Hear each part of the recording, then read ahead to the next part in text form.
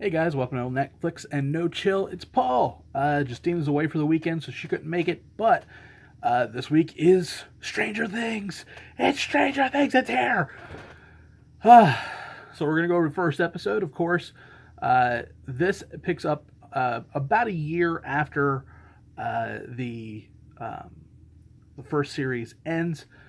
We start off in Pittsburgh with a bank robbery and this new, very quiet character sitting at the passenger seat as they are getting closer and closer to being caught. Uh, she thinks to herself, and part of the tunnel that they're under collapses, and everybody stops. But we find out that it is just an illusion that she created for the police. And as she rubs away some blood on her nose, you see a tattoo, and it shows the number 8. So, dun dun dun. The doctor from the first series did not. Uh, uh, 11 wasn't his first uh, fix.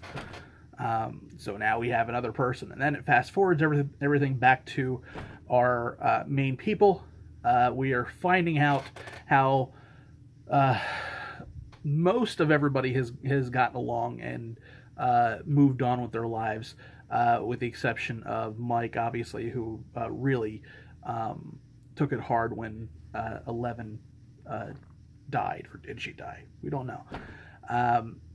And of course, not everything is the same.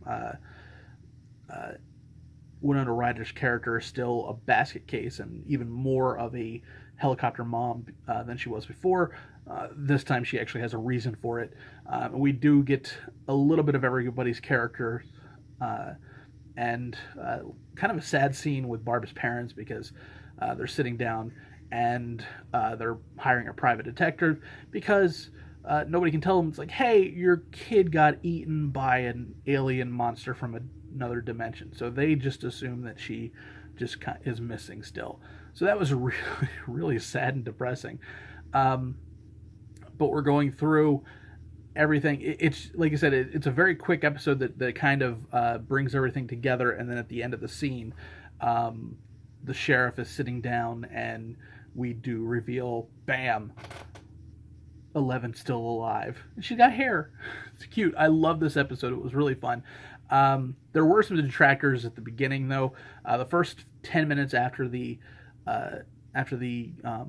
chase scene was kind of a mess because it was, in my opinion, it's very aggressively 80s, because they need to bring you back to where they were and everything. And one of the things I loved about the first series was, while it was nostalgia driven, it wasn't crazy in your face. In this first episode, every reference that they put in the 80s was just thrown at you, kind of like the beginning of the Suicide Squad.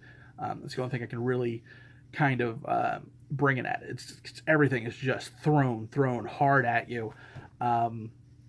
Just to get, it's like, hey, it's 1984. Hey, look, Ghostbusters. Hey, because it's 1984. Hey, they're playing Dragon Lair, Dig Dug. Why? Because it's 1984.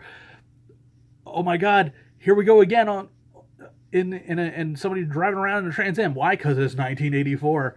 It was a bit much. That they eventually they moved past that and they got into the story and they kind of dropped that, but. It was rough for the first 10 minutes. And then everything else moves on from there. We still have the government interference because they are still testing on the boy, and I can't remember. He was gone for so long that I can't remember his name, so I'm terrible with names. But he is hallucinating and still seeing things from the upside down. So he is taking weekly tests at the government facility. And we see that the government institution that is studying the Upside Down is still very much there and handling things as they normally would. So I'm interested to see how the second episode comes along, And we will be here next week, obviously. Justine will be back, and we'll see how things go. So again, Netflix No Chill, guys. Don't forget to subscribe to the channel. Watch this episode every week. This episode's a little bit late, but every episode will drop on Friday at 4 p.m. See you guys next week.